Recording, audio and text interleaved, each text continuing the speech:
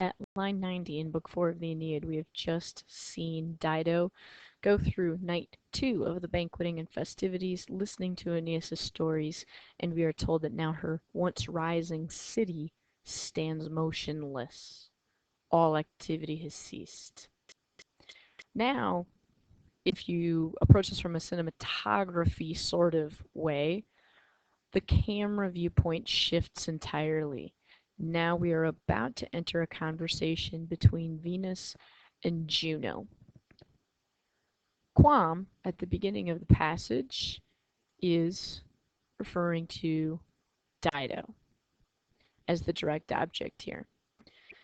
So at the same time, she, being our goddess here, Juno, is who is speaking. This is our head verb. Stop there for a moment. Force your eyes to go ahead. Do you see the rest of the component parts of the indirect statement that needs to follow here? Do you? Okay, we've already passed one. Quam is our accusative of that. And where's the infinitive?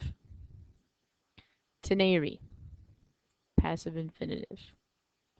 So when at the same time she, the goddess, verbed, that this one was verbed by this ablative noun pair, the Caraios conjunx, this sister wife of Jove. It's a very interesting relationship. That mythology is available for you to take in a freshman myth class in college. I heartily recommend you do so. Okay.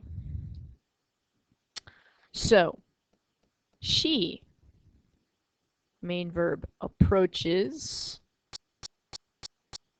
Venus, the Saturnian one, with such words. Do your best on famam obstara furori. I want to see how you do that, what that refers to as well. I will tell you it is connected to the indirect statement in line 90. Okay, so going on to Juno's speech to Venus. Egregiam laudem is what she gives her credit for. Please make sure that your eyes are seeing m first of all there. And recording that as accusative, you're looking for action. Okay? Spoglia ampla. In a work like this, to see a short a and to default to neuter plural is a very wise thing to do. Since you have accusatives that begin this particular line, it would make a logical sense for this to be another parallel structured accusative, and indeed that's what it is. Refertis, second person, plural, verb ending. Well, you know from here that Juno's speaking to Venus, but whom else is probably being implied here? And again, you need to approach this as a fluent speaker of Latin, taking things only as it comes to you. Tu que puerque tuus. Of course, who else could it be? Okay, now in this next line, line 95, there's some beautiful artistry happening here. Una. Una is describing what? Femina. Excellent. What's happening to una femina? She's victa est. This is passive. When you see passives in a sentence, you want to look for what noun case? Ablatives, and here it is right there. If one woman is victa est, by the dolo, diorum, duorum. I want you to pause for a second, look at that line, study that line. There's a question in your text asking you to consider some of the word arrangement and contrasts within that line. It's question number 4 on page 255. We'll certainly discuss that in class. Okay. I also want you to consider what tone do you really see Juno using in this passage? And please be prepared to say a few things about that in class also. All right, Juno shifts here a little bit. Neck. And then we have this passage. Nor, she says, does it escape me. This also is a head verb functioning in that capacity. The parts of the indirect statement here that follow might be a little more tricky to see. Let's see if we can identify those collectively here.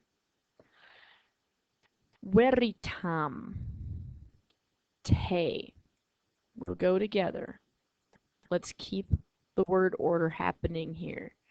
That you having feared moenia nostra. What gender are those? What case are those? This is the object of veritam, what Venus has feared. Okay, so that's our accusative in the indirect statement. Here's the infinitive, perfect tense infinitive. Okay, suspectas describes domos, and Cartaginis altae is the other non-adjective pair there. Okay, I think you'd be able to put those elements of the indirect statement together with that. The question here, the rhetorical question posed now, really says nothing more than what will be the end of this? Or now, do we struggle to what limit? So there's some flexibility in the English interpretation there. And so Juno uses this rhetorical question to turn what she's been observing into a proposal. And an interesting proposal at that. Queen potius. Queen is a good transition word, setting something up there. But rather, that's how she starts. Exercemus. Exercemus. Now notice the person and number of that verb, suggesting collaboration, indeed, rather than adversarial treatment between the goddesses.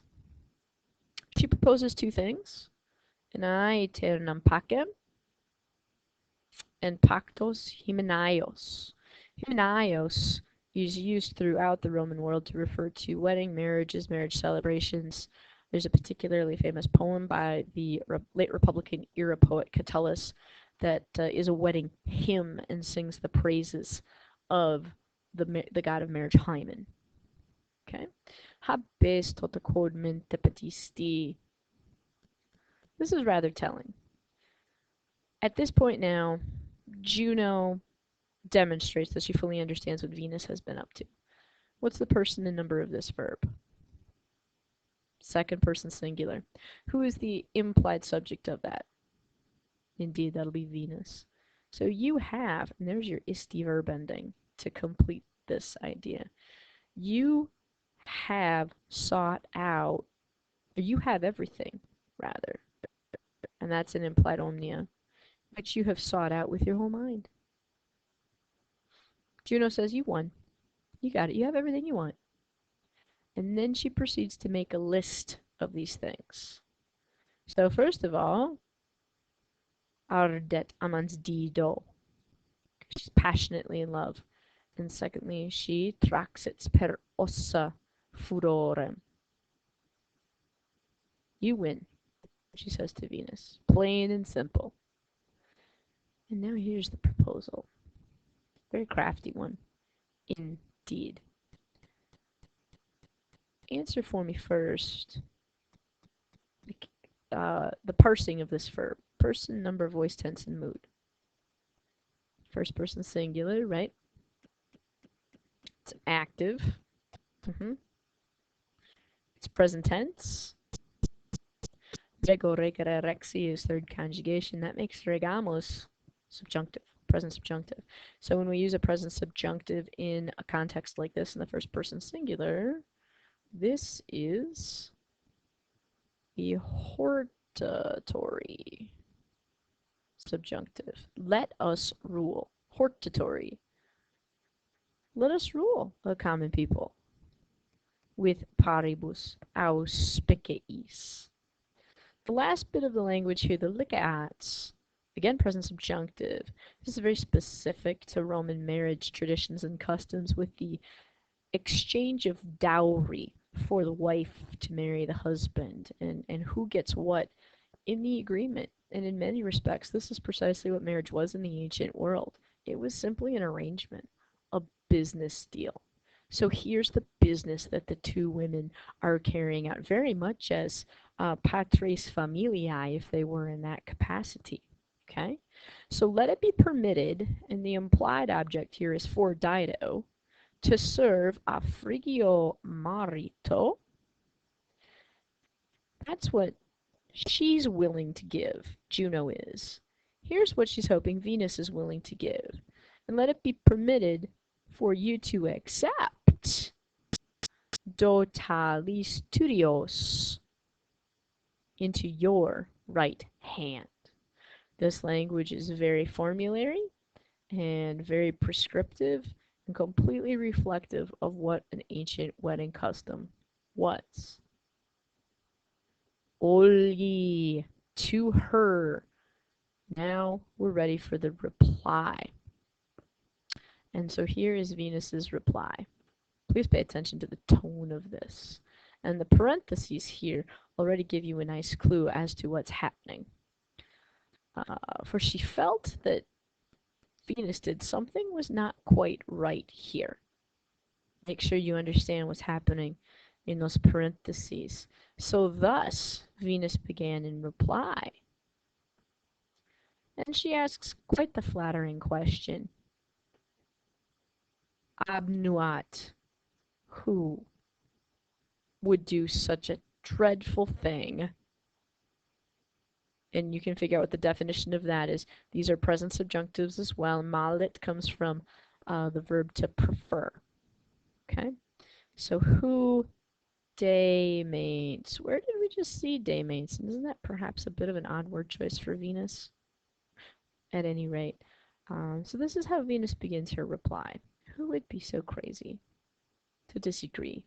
Or malit, to contendere in bello with you? If only, si modo. Of course, we already know the answer to this, but let's see how Venus plays this hand. Quod memoras factum. As you read that, I want you to notice quod and factum are neuter, and we have two verbs, memoras and sequatur. So we have a deponent clause, or dependent clause hanging out here. Okay? Which goes with which? Where are our clause boundaries at this point? If what deed you recall is your relative clause, if only fortuna would sequatur that deed which you mention. But, uh-oh, says Venus, incerta, and then a passive verb, fatis, there is going to be ablative plural. Ooh, and look at the invocation here. If Jupiter, I don't know if we can do what you're suggesting. If Jupiter unam essevelit tris urbem Troiac profectis. Okay? If he wishes there to be one city, and I'll let you sort the rest of that out. You're definitely on the right track. The we here is the or if he should approve that. Okay? Here is a head verb for some indirect statement. Please make sure you can figure out what two infinitives are dependent upon that. At the end of the speech, Venus says, "Tu conjunx." It's fas. It's fas if you, for you, to temptare by precando. Here is our gerundive in the ablative singular. And lastly, imperative and future tense. See if you can put those together and be prepared to discuss where you see this going. And again, too, just as we talked about the tone above that Juno uses, what tone do you hear Venus using in this speech?